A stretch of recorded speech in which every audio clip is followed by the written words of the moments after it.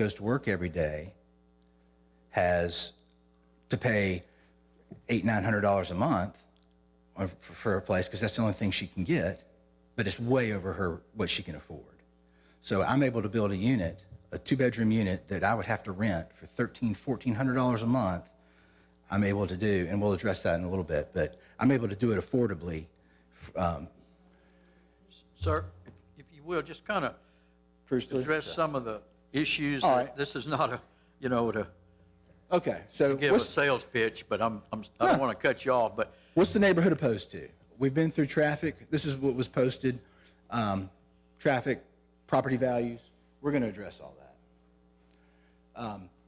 72 units, 5 residential buildings on 10 acres, 7.2 units an acre.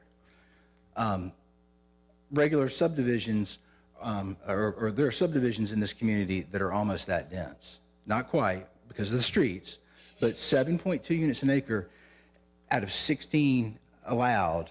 Again, I live here. I've tried to structure this development to have as minimal impact as possible because I live here and I want to do a good job and I want it to be a showpiece.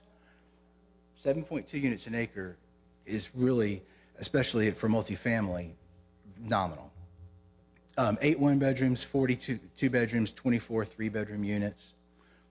Community building, manager's office, community room, laundry, business center, community gardens, playgrounds, picnic pavilions. These are amenity rich. So we're creating a living environment that parallels anything else in this area. The 7.2 units acres allows the extra open space. I know drainage is an issue.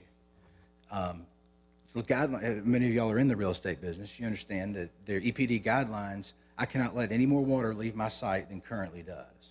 So engineers are going to do their jobs and we're going to control water. And in that, I'm not going to make the situation any worse. And most likely, I'm going to end up making the situation better because I'm going to have to deal with some of the other water that isn't accounted for. So we are going to be making some improvements there. I'm limiting it to 2 stories. 3 stories is allowed. I could do 3 stories and minimize, but I'm trying to keep the buildings down because there are neighbors, and I'm trying to be sensitive. We pulled the density to the middle of the site to get away from the houses. There's 100 and, it's drawn right now, 134 feet from Dusty and about 90 feet, give or take, from the houses behind it. Further, there's an adjacent wetland to the site, and we're going to talk about that in one of the next slides or two. I've got flexibility. It's a good-looking building. We try to do. Here's the site, and you can see there's the wetlands. We've cut the site short of the wetland, but you see that PF, the wetlands just to the left. That's actually really bigger than what you see, and it runs. I've walked it. I've walked most every inch of this. It actually runs further to the west in the wet areas. So effectively, that eats up another probably 3 or 4 acres that's not going to get developed. Can't use it. So the density for the area is really going to end up being probably something around 4.5, 5 units an acre. Site plan, again, we've tried to pull the density into the middle of the site to try and keep away from the neighbors, to be a good neighbor. And we're also, we've made accommodations to begin with. The topo actually tends to run that way. We've got on-site detention. I've talked to the seller. If we need to do more of a master plan, drainage plan for the area, for this piece of property and any future development, we can do that. We've agreed that if it needs to be done and it's in everybody's best interest, we'll do it. Ma'am, back in the back. If I have to address you again, I'm going to have the officer remove you from this meeting, okay? So, look, I understand. We're going to go back here real quick, but look, anytime anybody builds a house, we're going to increase traffic. It's something we all have to deal with. Nobody likes it. But if we're going to develop this, yes, we're going to have to come up with a plan, and it may require going to Highway 17. Again, we've made accommodations for that. If bell cutoff is not the best answer, we can make arrangements to do that, to make whatever's going to work. But this property eventually is going to get developed with something, and there are planning issues that people have brought up that are much bigger than this piece of property that need to be addressed. This isn't going to solve all the problems, nor is it going to really, the traffic here is a drop in the bucket compared to what the issues that people are describing. And yes, as a community, we're going to have to address it. But let's talk about crime. How much more longer is your presentation, I sir? got about 3 slides and then we're out. All right, sir, if you'll just, But the crime, I've read Facebook and all the things people say, and they're concerned about the impact that affordable housing has on crime. Well, our police department has crime data available. Abington Woods, this is everything. There, 180 or 100. Let's see where to go. 100. Let me find it. Sorry. There's about 112 calls. We took out traffic, and the only thing they would not send was sex crimes, juvenile, and family violence. So that's every other call to this neighborhood. Abington Woods is a tax credit development.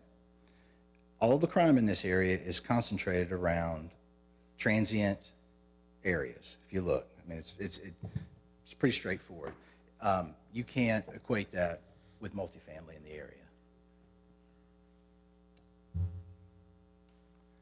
Like I said, the data speaks for itself.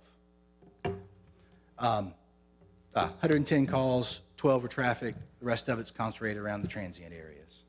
Nothing to do with affordable housing.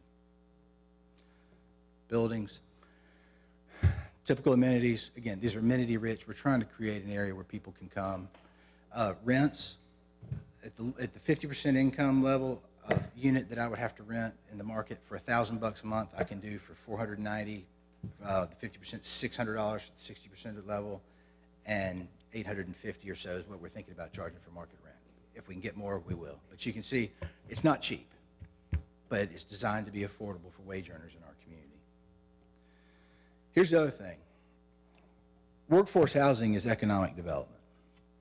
We've heard people talk about, and this was a Facebook post way back, you know, we need employees here in Brunswick, in St. Simons, everywhere. You can find a job. But people are having to drive to the next county to find affordable housing. And the lack of affordability causes a problem not only for our businesses, the existing businesses and the recruiting, but our ability to recruit new industry.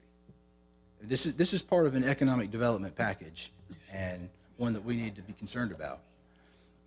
It promotes stability in the workforce, and there's a demand in this community right now for 1,400 affordable units.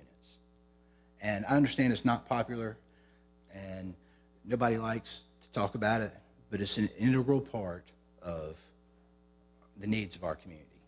And we can do it. We can do it nice. We can make it an attractive development. We can address the other issues that people are concerned about. We can address drainage on my site. We can address traffic and make it flow as best as we can without dealing with stuff 2 miles away.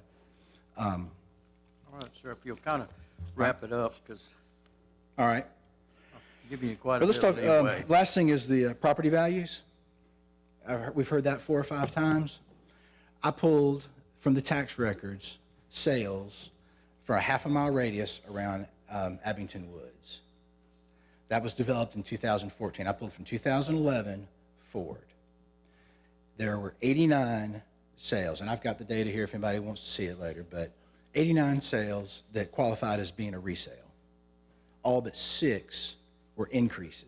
Six sales were actually in the 90%, 94% of the previous sales price. Everything else was up.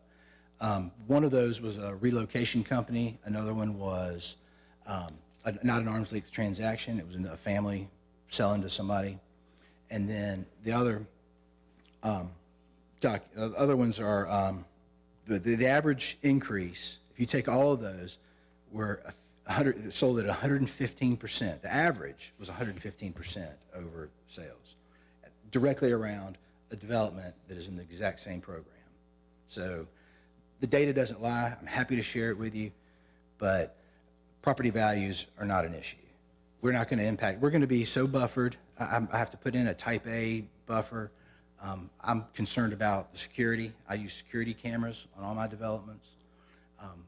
We put up fences because, like I said, when I have issues, it doesn't come from my property. It comes from the surrounding neighborhood.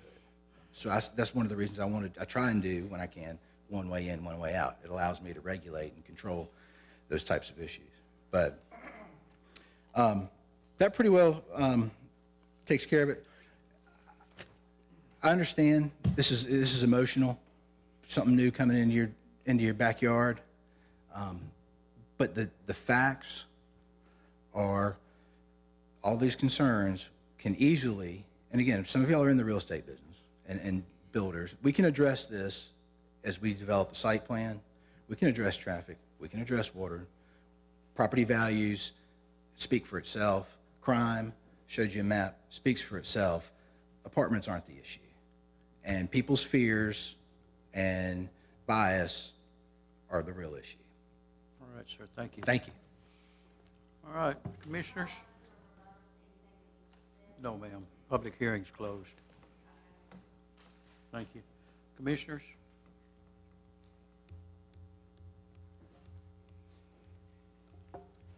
Mr. Davenport, you'll obviously have your opportunity to present to the Board of Commissioners.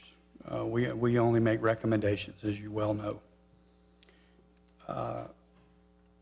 So in that vein, I would ask you, with regard to fencing, if this rezone were approved and the Board of Commissioners does grant your application, what type of fencing are you looking to put around this proposed area in addition to the required buffers? Fencing is typically done, we usually use a the chain link garden fence, especially around the perimeters. I do generally a 6 foot.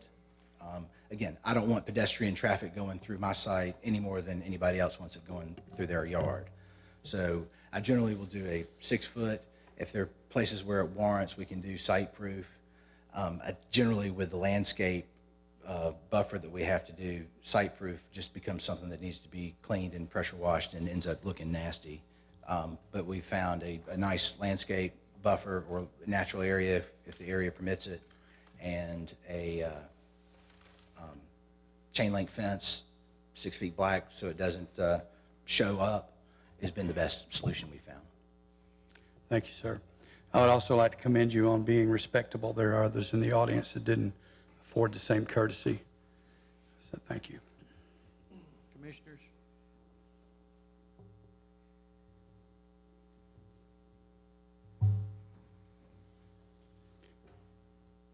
Mr. Chairman, I would like to make a motion to deny ZM 4642. Reason. Second. Have a motion to deny 4642. Any further discussion? All those in favor signify by raising your right hand. That is unanimous. 4642 is denied. All right. No other business.